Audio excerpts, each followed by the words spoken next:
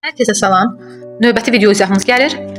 Bu video izahda cümlə keçmiş bitmiş zamandadır. Biz hardan bilək ki, cümləmiz keçmiş bitmiş zamandadır? O zaman cümlənin hərəkət bildirən sözünə baxırıq. Cümlənin sonuna baxırıq. Yazmışdım. Bu cümlə keçmiş bitmiş zamandadır. Baxın, keçmiş zamanda demirəm. Keçmiş bitmiş zamandadır. Bunu da mən hardan bilirəm? Keçmişdə baş verib və bitib. Mış, miş, muş, müş şəkilçisindən.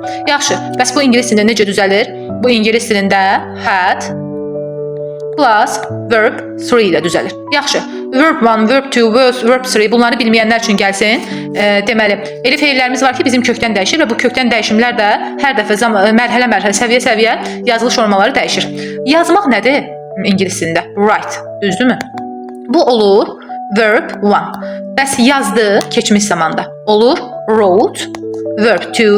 Bəs yazmışdım, mən bunu yazsam, bitmiş zamanı uyğunlaşdırsam, bu o zaman olur written. Written, bu da olur verb 3. Yəni bizə keçmiş bitmiş zamanda nə lazımdır? Təbii ki, bu forma lazımdır. Gəlin indi cümləmizi, əgər belə deyək, feillərin səviyyələrini də öyrəndiksə, gəlin cümləmizi qurmağa başlayaq. Sual verin. Yazmışdım. Kim yazmışdı? Mən yazmışdım. I nə ilə düzəlir dedim? Had. Have-has'in keçmiş zamanıdır had. Had. Deməli, yazmağın 3-cü forması hansı oldu? Baxın bu.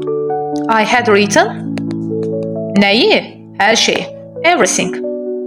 Everything. Baxın, cümləmiz bu qədər sadə bəsit. Sadəcə zamanın strukturunu tutmaq lazımdır və mən zamanda verblərin hansından istifadə etməliyəm, onları bilmək lazımdır. Ondan sonra həmişəki eyni qaydada olan strukturla sonundan əvvələ doğru yaza-yaza gedirik.